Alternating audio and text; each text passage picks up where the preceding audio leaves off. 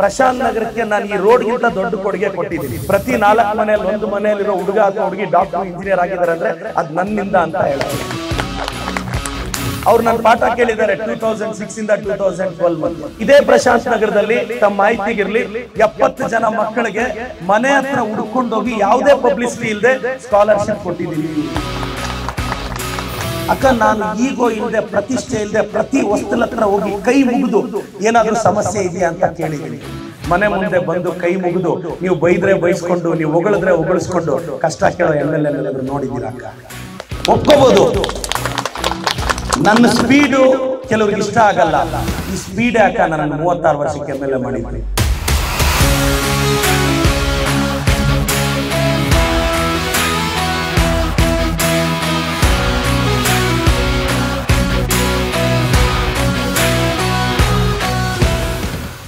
ನಾನು ಬೇರೆಯವ್ರ ತರ JCB ಅಂತ ಡೈಲಾಗ್ ಹೇಳಲ್ಲ. ರಸ್ತೆ ಆಗಿಲ್ಲ ಆದ್ರೆ JCB ಇಳಿಸಿ ತೋರಿಸ್ತೀನಿ ನಾನು. ಮೊದಲನೇದಾಗಿ ಅಣ್ಣ ಎಲ್ಲ ಪ್ರಶಾಂತ್ ನಗರದ ಜನತೆಗೆ ಸರ್, ನಾನು ಚಿಕ್ಕಬಳ್ಳಾಪುರದಲ್ಲೇ ಬೆಳೆದವನು. ನನಗೇನೊಂದು ಅಸಂಪ್ಷನ್ ಇತ್ತು ಅಂದ್ರೆ ಪ್ರಶಾಂತ್ ನಗರ ಮುನ್ಸಿಪಲ್ ಲೇಔಟ್ ತುಂಬಾ ಡೆವಲಪ್ ಆಗೋಗಿದೆ, ಎಲ್ಲ ಡೆವಲಪ್ ಆಗೋಗಿದೆ. ಸೊ ಇನ್ನೇನು ಪೆಂಡಿಂಗ್ ಇಲ್ಲ ಅನ್ನೋ ಅಸಂಪ್ಷನ್ ಅಲ್ಲೇ ನಾನು ಇದ್ದೆ. Prashant Nagar municipal layout, official ಇರೋ ಲೇಔಟು ಎಲ್ಲ ರಸ್ತೆಗಳಾಗೋಗಿದೆ ಅಂತ ಹೇಳ್ಬಿಟ್ಟು ನಾನು house to house visit 14 ward ಎಲ್ಲೂ ಡೆವಲಪ್ಮೆಂಟೇ ಇಲ್ವೋ ಆ ವಾರ್ಡ್ಗಳಿಗೆ ನಾನು ಭೇಟಿಗೆ ಹೋದೆ. ಆದರೆ ನನಗೆ ಗೊತ್ತಿಲ್ಲ, ನಾನು ಪ್ರಶಾಂತ್ ನಗರದಲ್ಲಿ ಅಭಿವೃದ್ಧಿ ಆಗಿದೆ ಬಿಡು, 20 ವಾರ್ಡ್ ಆದ್ಮೇಲೆ ಹಾಕ್ಕೊಳ್ಳೋಣ ಅಂತಿದ್ದೆ. ಒಂದಿನ ನಮ್ಮ ಪೆರೇಸಂದ್ರ ರಘು ಅಣ್ಣ KSRTCಯಲ್ಲಿ ಇದ್ದಾರೆ. ರಘು ಅಣ್ಣ ಒಂದು ವಿಡಿಯೋ ಹಾಕಿದ್ರು. ರಘು ಅಣ್ಣ ಅಮ್ಮವರು, ನನ್ನ ತಾಯಿಯವರು ಒಂದು ವಿಡಿಯೋ ಹಾಕಿ ಈ ರಸ್ತೆ ಆಗಿಲ್ಲಪ್ಪ ಎಲ್ಲರೂ ಬಿದ್ದೋಗ್ತಿದೀವಿ ಅಂದ್ರು. ನಾನೊಂದು ವಿಡಿಯೋ ಕಾಲ್ ಮಾಡಿ ನೋಡಿದೆ ಆ ರೋಡ್ನ. ನನ್ನ ಗಮನಕ್ಕೆ ತಂದ್ರು. ಬೆಳಗ್ಗೆ ಕೆಲಸ ಸ್ಟಾರ್ಟ್ ಮಾಡಿಸ್ದೆ. 4 ದಿನಕ್ಕೆ ಮುಗೀತು. 5ನೇ ದಿನ ಉದ್ಘಾಟನೆಗೆ ಬಂದೆ. ಆವತ್ತು ಬಂದಾಗ ಈ ರೋಡ್ ತೋರಿಸಿದ್ರು, ಇದು ಹಾಕಿಸ್ದೆ. ಪ್ರಶಾಂತ್ ನಗರದಲ್ಲಿ 10 ಮೀಟರ್ ರೋಡ್ ಇದ್ರು ನಾನು ಹಾಕಿಸ್ತೀನಿ, ನಾನು ಮಾತು ಕೊಡ್ತಾ ಇದ್ದೀನಿ. ಈಗ ಒಂದೊಂದೇ ಆದ್ಮೇಲೆ, ಈಗ ಇದಾದ್ಮೇಲೆ ನಾನು ಜನತೆಗೆ ಹೇಳ್ತೀನಿ, ನೀವು ಯಾವ್ಯಾವ ರಸ್ತೆಗೆ ಕರ್ಕೊಂಡು ಹೋಗ್ತಿರೋ ಹೋಗ್ತೀನಿ, ನೋಟ್ ಮಾಡ್ಕೊಂತೀನಿ, ಎಸ್ಟಿಮೇಟ್ ಮಾಡಿಸ್ತೀನಿ. ಆದಷ್ಟು ಬೇಗ ನೀವು ಯಾವ ರೋಡ್ ಆದ್ರೂ ತೋರಿಸಿ. ನಮ್ಮ ಸರ್ಕಾರದಲ್ಲಿ ದುಡ್ಡಿದೆ, ನಾನು ರಸ್ತೆ ಹಾಕಿಸ್ತೀನಿ, ನನ್ನ ಅನುದಾನದಲ್ಲಿ ಹಾಕಿಸ್ತೀನಿ. ನೀವು ಎಷ್ಟು 10 ಕೋಟಿ ರೂಪಾಯಿ ರೋಡ್ ತೋರಿಸ್ತೀರಾ, ನಾನು ಹಾಕ್ಲಿಲ್ಲ ಅಂದ್ರೆ ಕೇಳಿ. ನನ್ನ ಸರ್ಕಾರ ಅನುದಾನ ಕೊಡುತ್ತೆ, ಆದ್ರೆ ಕೆಲವು ಸಡನ್ ಆಗಿ ರಿಕ್ವೈರ್ಮೆಂಟ್ ಇದ್ದಾಗ ಸ್ವಲ್ಪ ಡಿಲೇ ಆಗ್ಬೋದು. ಈ ರಸ್ತೆ ತುಂಬಾ ಟೈಮ್ ಆಗೋಗುತ್ತೆ ಅಂತ ನಾನು ಬೇಗ ಸ್ಟಾರ್ಟ್ ಮಾಡಿಸ್ದೆ. ನಾನು ಎಲ್ಲಾ ರಸ್ತೆಗಳು ಹಾಕಿಸ್ತೀನಿ ಅಕ್ಕ. ಒಂದು ಸಾಮಾನ್ಯ ಹುಡುಗನನ್ನ ಪ್ರಶಾಂತ್ ನಗರಕ್ಕೆ ನಾನು ಈ ರೋಡ್ಗಿಂತ ದೊಡ್ಡ ಕೊಡುಗೆ ಕೊಟ್ಟಿದ್ದೀನಿ. ಪ್ರತಿ 4 ಮನೆಯಲ್ಲಿ 1 ಮನೆಯಲ್ಲಿರೋ ಹುಡುಗ ಅಥವಾ ಹುಡುಗಿ ಡಾಕ್ಟರ್ ಇಂಜಿನಿಯರ್ ಆಗಿದ್ದಾರೆ ಅಂದ್ರೆ ಅದು ನನ್ನಿಂದ ಅಂತ ಹೇಳ್ತೀನಿ. ಪ್ರಶಾಂತ್ ನಗರದಲ್ಲೂ ನನಗೆ ಪ್ರತಿ 4 ಮನೆಯಲ್ಲಿ ಒಬ್ಬ ಡಾಕ್ಟರ್ ಇಂಜಿನಿಯರ್ ಇರ್ತಾನೆ ಅಂದ್ರೆ ಅವ್ರು ನನ್ನ ಪಾಠ ಕೇಳಿದ್ದಾರೆ 2006 ಇಂದ 2012 ಮಧ್ಯೆ. ಇದೇ ಪ್ರಶಾಂತ್ ನಗರದಲ್ಲಿ ತಮ್ಮ ಮಾಹಿತಿಗಿರ್ಲಿ 70 ಜನ ಮಕ್ಕಳಿಗೆ ಮನೆ ಹತ್ರ ಹುಡ್ಕೊಂಡೋಗಿ ಯಾವುದೇ ಪಬ್ಲಿಸಿಟಿ ಇಲ್ಲದೆ ಸ್ಕಾಲರ್ಶಿಪ್ ಕೊಟ್ಟಿದ್ದೀನಿ. ಅದು ಟಿವಿಯಲ್ಲಿ ಸುದ್ದಿನೂ ಆಗಿಲ್ಲ.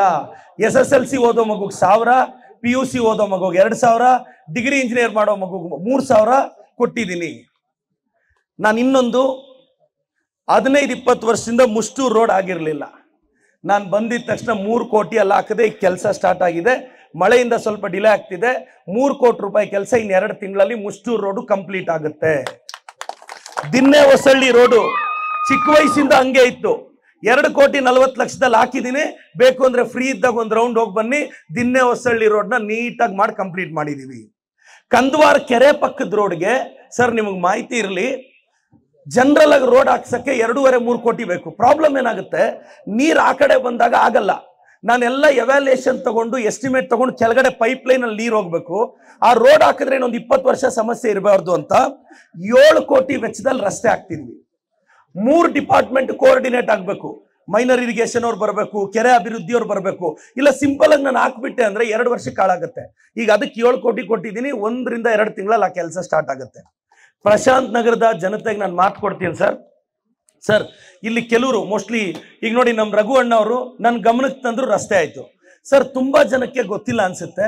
ಸರ್ ನಾನು ಪ್ರತಿ ಮನೆಗೂ QR ಕೋಡ್ ಕೊಟ್ಟಿದ್ದೆ ಸರ್. ನಾನು ನಾಳೆ ನಿಮ್ಮ ಮನೆಗಳ QR ಕೋಡ್ ಕೊಡ್ತೀನಿ ಸರ್. ಸರ್ ನೀವು QR ಕೋಡ್ ಸ್ಕ್ಯಾನ್ ಮಾಡಿ MLA ಅವರೇ ನಮ್ಮ ಚರಂಡಿ ಕ್ಲೀನ್ ಮಾಡಿಸಿ, ನಾನು ಮಾಡಿಸ್ತೀನಿ. MLA ಅವರೇ ನಮಗೆ ಸ್ಟ್ರೀಟ್ ಲೈಟ್ ಹಾಕ್ಸಿ, ನಾನು ಹಾಕಿಸ್ತೀನಿ. MLA ಅವರೇ ಕಸ ಎತ್ತಿಸಿ, ನಾನು ಹಾಕ್ತೀನಿ. ಯಾಕೆಂದ್ರೆ ನಾನು ನಿಮ್ಮ ಸೇವಕ. ಚರಂಡಿ ಕ್ಲೀನ್ ಮಾಡ್ಸಕ್ಕೂ MLA ರೆಡಿ, ಲೈಟ್ ಹಾಕ್ಸಕ್ಕೂ ರೆಡಿ.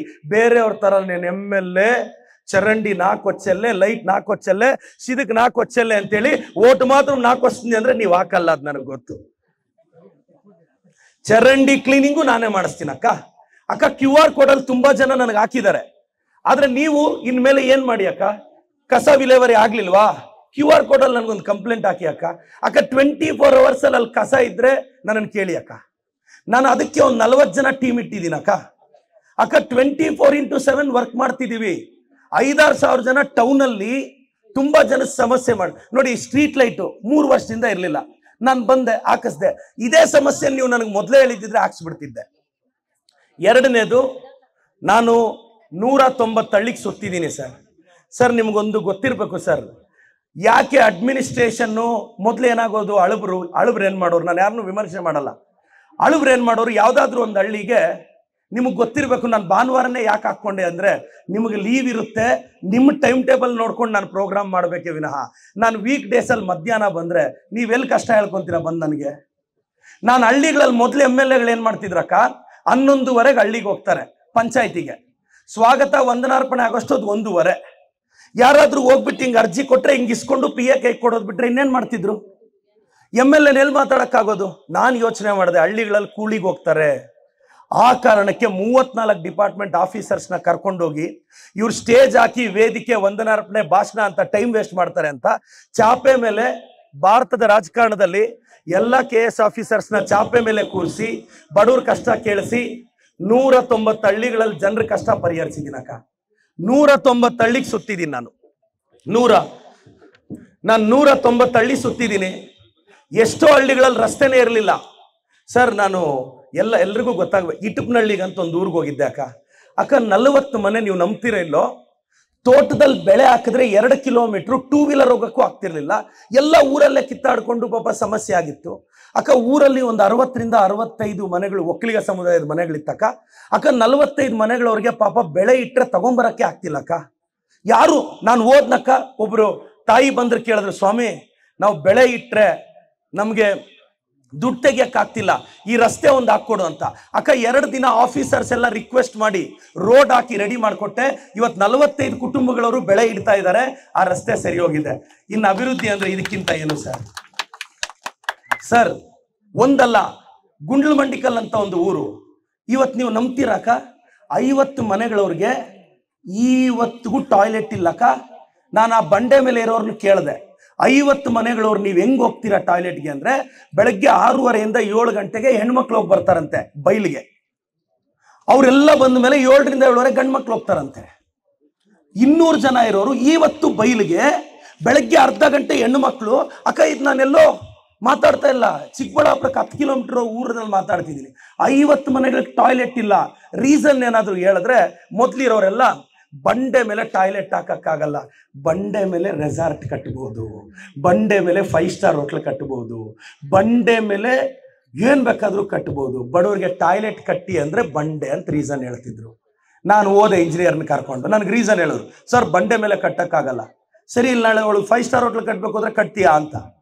ಅವರು ಸರ್ ಅದಂಗಲ್ಲ, 1.5 ಕಿಲೋಮೀಟರ್ ಪೈಪ್ ಲೈನ್ ಎಳ್ಕೊಂಡೋಗಿ 40 ಲಕ್ಷ ಹಾಕಿ ಟಾಯ್ಲೆಟ್ ಇನ್ನೇನು ಒಂದು 15 ದಿನದಲ್ಲಿ ಉದ್ಘಾಟನೆ ಮಾಡ್ತಿದ್ದೀನಕ್ಕ. ಅಣ್ಣ ಬಂಡೆ ಮೇಲೆ ದೊಡ್ಡ ದೊಡ್ಡ ಹೋಟ್ಲ್ಗಳು ಕಟ್ತಾರೆ, ಡೆಸರ್ಟ್ ಅಲ್ಲಿ ಕಟ್ತಾರೆ. ಬಂಡೆ ಮೇಲೆ ಯಾಕೆ ಕಟ್ಟಕ್ಕಾಗಲ್ಲ? ರೀಸನ್ ಇಚ್ಛಾಶಕ್ತಿ ಇರಲಿಲ್ಲ. ಏನಾದ್ರೂ ಮಾತಾಡಿದ್ರೆ ಬಂಡೆ ಮೇಲೆ ಅಂತ ಹೇಳ್ತಿದ್ರು. ಇದೊಂದು ಎಕ್ಸಾಂಪಲ್. ಹಳ್ಳಿಯಲ್ಲಿ ಹೋಗಿ ಜನರ ಕಷ್ಟ ಕೇಳಿದೀನಿ. ಬಸ್ಸೇ ನೋಡದೇ ಇರೋ ಹಳ್ಳಿಗಳಿಗೆ ಬಸ್ ಕಳಿಸಿದೀನಿ. ಎಸ್, ನಾನು ರಾಜಕಾರಣಕ್ಕೆ ಹೊಸಬ, ಗೆದ್ದು 2.5 ವರ್ಷ ಆಗಿದೆ. 180 ಹಳ್ಳಿಯವರು ಅವ್ರು ಏನ್ ಕೇಳಿದ್ರೆ ಅಷ್ಟು ಹಾಕೊಟ್ಟಿದ್ದೀನಿ. 300-400 ಕೋಟಿ 180 ಹಳ್ಳಿ ಮೇಲೆ ಬಂಡವಾಳ ಹಾಕಿದ್ದೀನಿ ಅಕ್ಕ. ಹಳೆ ಬುದ್ಧಿವಂತ ಹಳ್ಳಿ ಅಂತ ಒಂದು ಹಳ್ಳಿ ಇದೆ ಅಕ್ಕ. ಅಕ್ಕ ಆಂಬುಲೆನ್ಸ್ ಹೋಗದೆ ಒಂದು ಹೆಣ್ಮಗಳು ತೀರ ಹೋಗ್ತಾಳಕ್ಕ, ರೋಡೇ ಇಲ್ಲ ಅಕ್ಕ. ಮಂಚನಹಳ್ಳಿಗೆ 2 ಕಿಲೋಮೀಟರ್ ಅಕ್ಕ. ಯಾವ ಅಭಿವೃದ್ಧಿ? ನಾನು ಹೋದೆ, ರಸ್ತೆ ಹಾಕಿಸ್ದೆ, ಈಗ ಸ್ಮಾಲ್ ಪ್ಯಾಚ್ ಒಂದು ಲಿಟಿಗೇಷನ್ ಇಂದ ಪೆಂಡಿಂಗ್ ಇದೆ, ಕ್ಲಿಯರ್ ಮಾಡ್ತಿದ್ದೀನಿ. ಬಡವ್ರ ಕಷ್ಟಕ್ಕೆ ಬೆಳಗ್ಗೆ ನಾನು 3:15 ಎದ್ದು ಬೆಂಗಳೂರಲ್ಲಿ, ನಾನು 3:15 ಎದ್ದು 4 ಗಂಟೆಗೆ ಬೆಂಗಳೂರು ಬಿಟ್ಟು 5:15 ಚಿಕ್ಕಬಳ್ಳಾಪುರ IBಯಲ್ಲಿದ್ದು 6 ಗಂಟೆಗೆ ಹೋಗಿ ಹಳ್ಳಿಯಲ್ಲಿ ಎಂಟೈರ್ ಆಫೀಸರ್ಸ್ನ ತಹಸೀಲ್ದಾರ್ನ ಕರ್ಕೊಂಡು ಚಾಪೆ ಮೇಲೆ ಕೂತ್ಕೊಂಡು ಮಧ್ಯಾಹ್ನ 12 ಗಂಟೆವರೆಗೂ ವರ್ಕ್ ಮಾಡಿ ನಾನು 180ರಿಂದ 190 ಹಳ್ಳಿ ಸುತ್ತಿದ್ದೀನಿ. 14 ವಾರ್ಡು ಮನೆ ಮನೆಗೂ ಹೋಗಿ ಸುತ್ತಿದ್ದೀನಿ. ಇವತ್ತು ಮನೆ ಮುಂದೆ ಬಂದು ಅಕ್ಕ ನಾನು ಈಗೋ ಇಲ್ಲದೆ ಪ್ರತಿಷ್ಠೆ ಇಲ್ಲದೆ ಪ್ರತಿ ವಸ್ತುಲ ಹತ್ರ ಹೋಗಿ ಕೈ ಮುಗಿದು ಏನಾದರೂ ಸಮಸ್ಯೆ ಇದೆಯಾ ಅಂತ ಕೇಳಿದ್ದೀನಿ. ಮನೆ ಮುಂದೆ ಬಂದು ಕೈ ಮುಗಿದು ನೀವು ಬೈದ್ರೆ ಬೈಸ್ಕೊಂಡು, ನೀವು ಹೊಗಳಿದ್ರೆ ಹೊಗಳಿಸ್ಕೊಂಡು ಕಷ್ಟ ಕೇಳೋ MLA ಎಲ್ಲಾದ್ರೂ ನೋಡಿದ್ದೀರಾ ಅಕ್ಕ? ಒಪ್ಕೋಬೋದು. ನನ್ನ ಸ್ಪೀಡು ಕೆಲವ್ರಿಗೆ ಇಷ್ಟ ಆಗಲ್ಲ. ಈ ಸ್ಪೀಡೇ ಅಕ್ಕ ನನ್ನನ್ನು 36 ವರ್ಷಕ್ಕೆ MLA ಮಾಡಿದ್ದು. ಈ ಸ್ಪೀಡ್ನೆಲ್ಲ ನಾನು ಕಂಟ್ರೋಲ್ ಮಾಡ್ಕೊಳಕ್ ಆಗೋದು ಇಲ್ಲ. మా అప్ప మేము చెప్తేనే ఇన్లే నేను